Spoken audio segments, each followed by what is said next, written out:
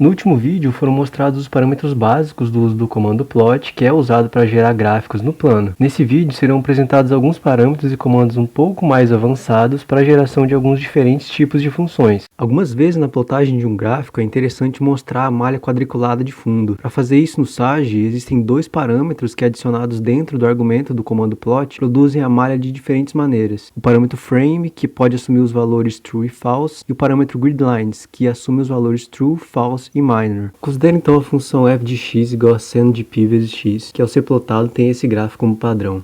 Adicionando o parâmetro frame igual a true, o Sage cria uma janela em volta da imagem do gráfico com os intervalos dos eixos x e y. Com o parâmetro gridlines igual a true, é exibida uma malha quadriculada com um intervalo unitário. Já o valor minor cria a malha com espaçamento um pouco menor. Os dois comandos também podem ser usados em conjunto para produzir um efeito visual melhor no gráfico. Existem também mais alguns artifícios que você pode usar para tornar o gráfico mais fácil de ser entendido. Para isso, existe o comando text, que pode ser usado para adicionar algumas informações em forma de texto diretamente na imagem do gráfico. Ele tem dois parâmetros de entrada, a mensagem que vai ser plotada na imagem e o centro da caixa de texto. Existe também o comando arrow, que cria uma seta no gráfico e que deve ser definido por um ponto inicial e um final. Para visualizar a funcionalidade desses dois comandos, considere a função x² mais 1 e a sua reta tangente y igual a 2x no ponto de x igual a 1. Então a gente vai ter o seguinte gráfico. Outro parâmetro interessante é o comando fill igual a true, que adicionado dentro do comando plot pode ser usado para representar o cálculo de áreas abaixo de funções usando integrais. Como exemplo, no cálculo da integral definida de 0 a 2 da função raiz quadrada, pode ser feito esse gráfico. É possível também escolher a coordenada y em que o gráfico começará a ser preenchido. Para isso, basta fazer essa alteração no comando fill colocando o valor da coordenada y.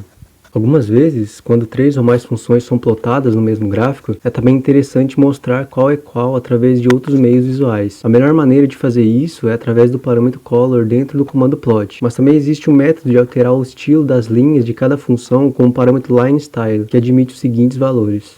Com ele, é possível obter um efeito visual dessa forma.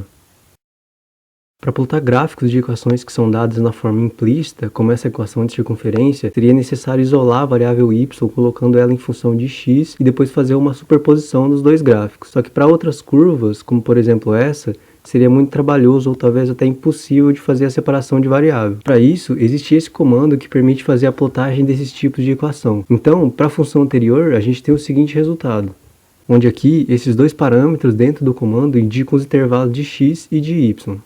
Uma maneira de visualizar funções de duas variáveis é através do comando contourPlot, que plota as curvas de nível da função. Por exemplo, se a f de x e y é igual a x² mais y², então o seguinte gráfico mostra as curvas de nível para esses valores da função, onde o parâmetro labels mostra os valores de z para cada curva de nível. Adicionando o parâmetro colorBar igual a true no comando e mudando o valor do parâmetro fill para true, o Sage gera um gráfico preenchido com uma escala de cinza e uma barra lateral indicando os valores da função conforme a intensidade da cor. Fazendo essas alterações e utilizando a função f de x e y igual a x² menos y², o Sage gera essa imagem.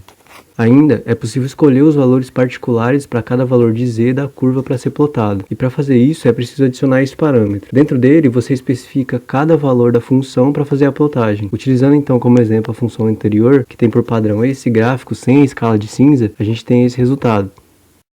Para plotagem de funções na forma paramétrica, se usa o comando parametricPlot. O código é feito dessa forma. Primeiro é necessário declarar a variável na qual x e y vão depender, e em seguida definir as funções de x e y, e então escrever o comando dessa forma, onde vai ser retornado esse gráfico correspondente.